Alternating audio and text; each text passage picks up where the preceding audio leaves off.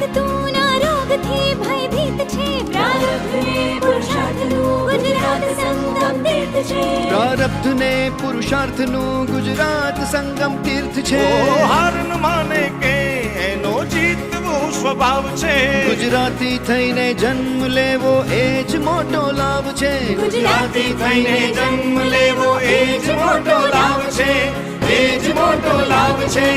એ જ મોટો લાભ છે.